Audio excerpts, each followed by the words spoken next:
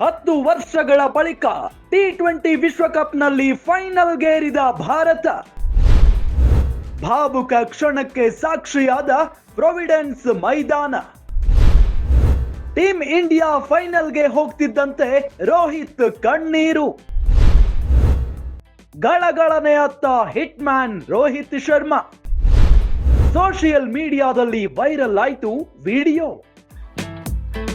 ಹಾಲಿ champion England ತಂಡವನ್ನ ಬಗ್ಗು ಬಡಿದು ಭಾರತ ತಂಡ T20 ವಿಶ್ವಕಪ್ ಫೈನಲ್ಗೆ ಲಗ್ಗೆ ಇಟ್ಟಿದೆ. ಗಯಾನಾದಲ್ಲಿ ನಡೆದ ಸೆಮಿಫೈನಲ್ ಪಂದ್ಯದಲ್ಲಿ ಇಂಗ್ಲೆಂಡ್ ತಂಡವನ್ನ 68 ರನ್ಗಳಿಂದ ಸೋಲಿಸಿ ಟೀಮ್ ಇಂಡಿಯಾ 10 ವರ್ಷಗಳ ಬಳಿಕ ಮತ್ತೆ ಫೈನಲ್ಗೇರಿದೆ. ದಶಕದ ಬಳಿಕ ಭಾರತ ತಂಡ ಫೈನಲ್ಗೆ ಪ್ರವೇಶಿಸುತ್ತಿದ್ದಂತೆ ಅತ್ತ ಟೀಮ್ ಇಂಡಿಯಾ ನಾಯಕ ರೋಹಿತ್ ಶರ್ಮಾ ಭಾವುಕರಾದ್ರು. 68 ರನ್ಗಳ ಭರ್ಜರಿ ಜಯದೊಂದಿಗೆ ಫೈನಲ್ಗೆ ಪ್ರವೇಶಿಸಿದ ಟೀಮ್ ಇಂಡಿಯಾ ಆಟಗಾರರು ಖುಷಿಯಾಗಿ ಡ್ರೆಸ್ಸಿಂಗ್ ರೂಮ್ನತ್ತ ಮುಖ ಮಾಡಿದ್ದರು. ಆದ್ರೆ ಅದಾಗಲೇ ಪೆವಿಲಿಯನ್ಗೆ ತೆರಳಿದ್ದ ರೋಹಿತ್ ಶರ್ಮಾ ಭಾವುಕರಾಗಿ ಅಲ್ಲೇ ಡ್ರೆಸ್ಸಿಂಗ್ ರೂಮ್ ಗ್ಯಾಲರಿಯಲ್ಲಿ ಕೂತಿದ್ದರು. ಅವರ ಕಣ್ಣಂಚಲ್ಲಿ ನೀರು ಜಿನುಗುತ್ತಿದ್ದು ಈಗ ಸಖತ್ತು ವೈರಲ್ ಆಗುತ್ತಿದೆ.